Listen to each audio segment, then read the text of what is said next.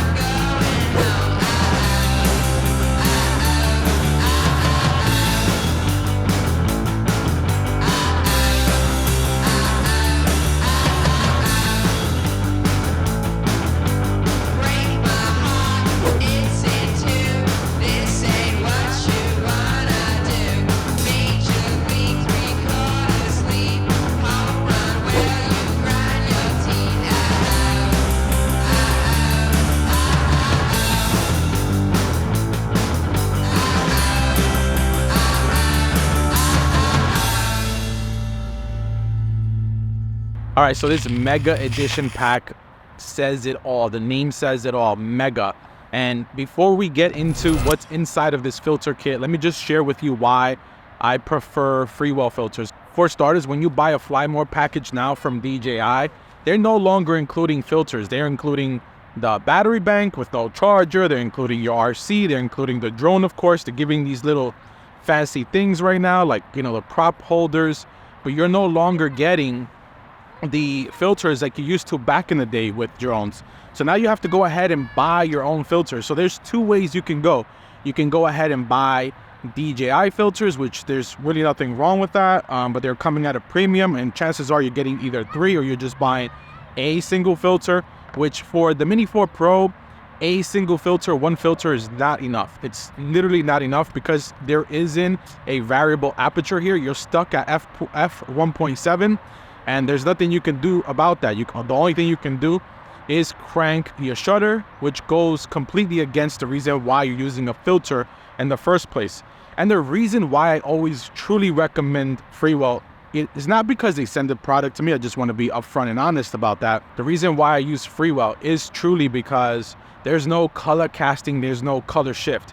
And quite frankly, I feel like you get a better bargain when you're buying Freewell because you're getting more than buying the original from DJI or even other competitors out there that are charging ridiculous amounts of money for filter kits. Now, another option is going cheap, the cheap route. If you go on Amazon, tons of different filter companies you can buy filters from for your Mini 4 or any other drone. But those filters are horrible. I actually did try cheaper competitors for my GoPro, and the filter fell apart, like the glue around the edges that kind of hold the filter completely fell apart. I started to get like really bad vignetting around the edges, especially when going with the stronger filters, the MD64. And I also started to get really terrible color casting. So it was really shifting over to the blues, really, really bad, to the point that I had to do so much work in post to correct it. If you go with Freewell filters, these filters, they don't have any of those issues, not that I've known of. And in fact, right now, let me take this off to show you. I'm probably going to be completely blown out here, but right now I am using filters from Freewell to even shoot my video over here. So let me go ahead and put this back here. So even right now, I'm using variable filters from Freewell on my Sony A1. This Freewell has been my go-to before. I used to go with those higher premium companies. Not that this is not premium, but you know, the Polo Pros of the world, and spend tons of money on filters. But I found my sweet spot here with Freewell. Now, enough blabbing about Freewell and the quality. Let me talk about this kit. This kit literally comes with everything you need, starting with an ND16. So you have an ND16, a 32, a 64, a 128, a 256, a 512, and a 1000.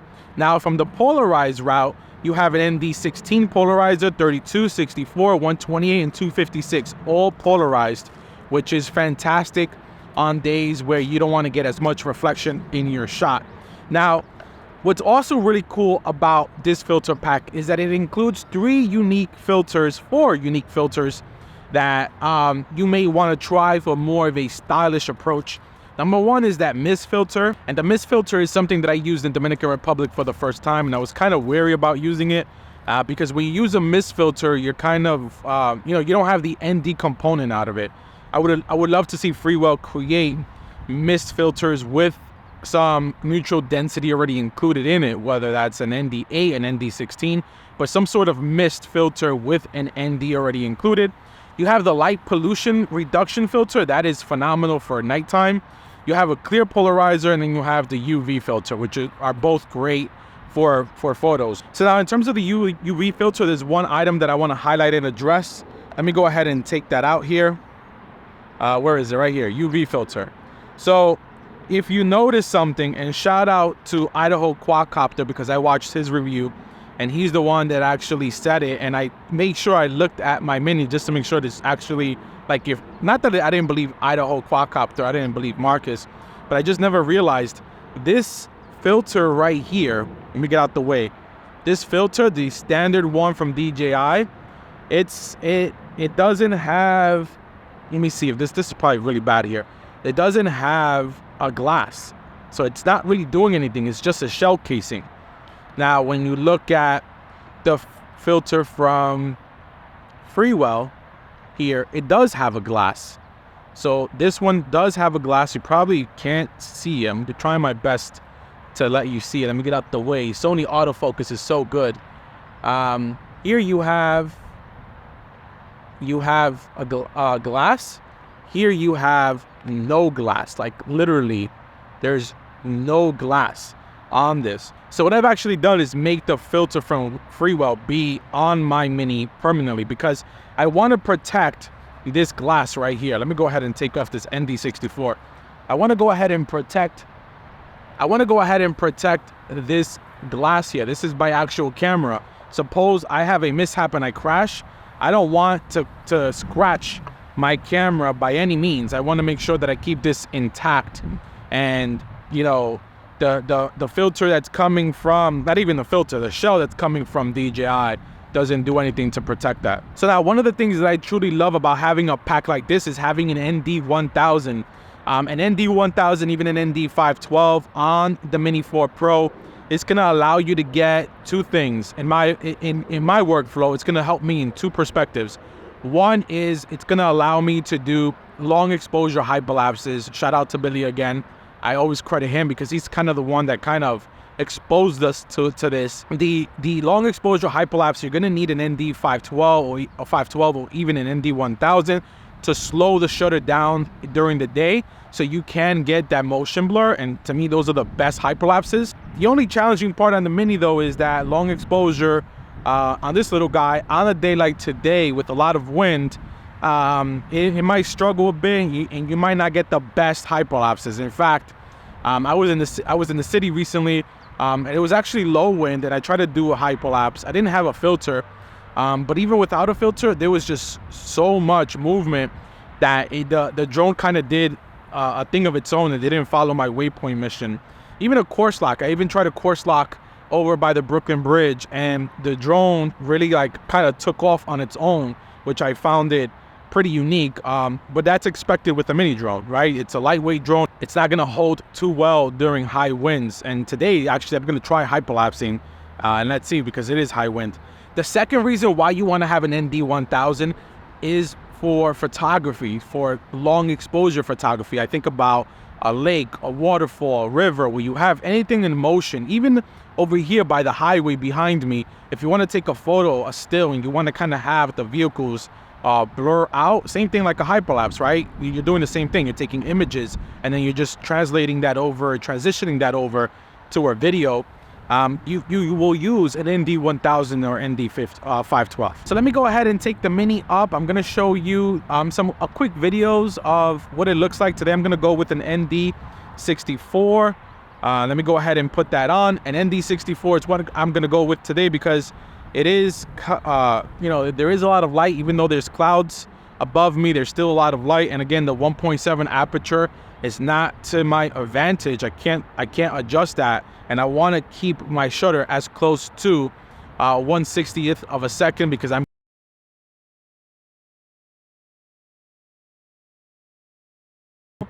also going to go ahead and probably, I don't know if I'll do it here today or maybe use footage from another time that I've flown this little drone. I'm going to go ahead and show you what the Mini looks like without filters as well, because you're going to start to see that the whites are blown out, the highlights are blown out, and that's with an auto shutter with the EV com set to -3. It's really hard to control your exposure.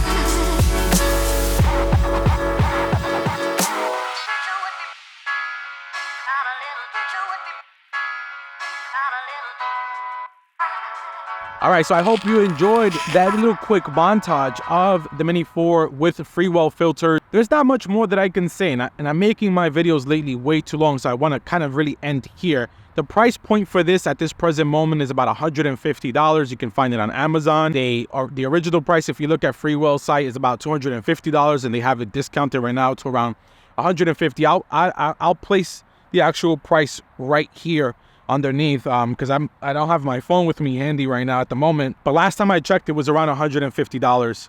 I hope you enjoyed the video that I showed as I shared. You may or may not need all 16 packs, right? I think about Ron made a good point on his channel just recently. You know, this is $150, $160, and folks that buy the Mini are really looking to get the Mini because they want to, you know, save on cost of flying. They don't want a Mavic 3 because of the cost or for whatever reason, right? But you're usually looking to get a bargain drone when you buy a Mini. And spending another $160 for filters may seem like a lot. And of course, there's other alternative options. But the reason why I still recommend that you just go ahead and get the 16 pack and you go ahead and invest the money is because at some point in time, you're going to find using all these filters. You're going to find a need to use all these filters.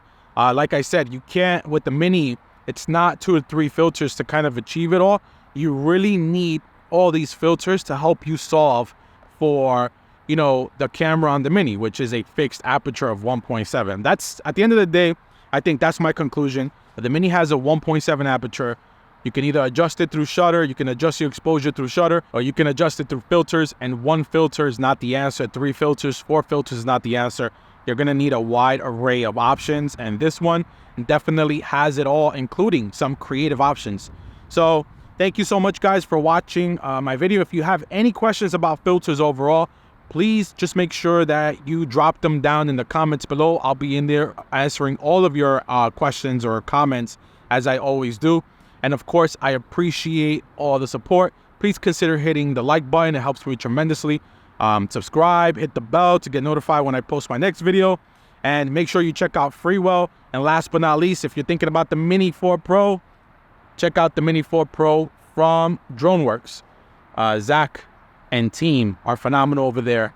And can't really forget to plug them in because they're the ones that made this Mini happen on this channel. So thank you guys so much for tuning in. And if you're still here, let me know. Peace. I can't take no love.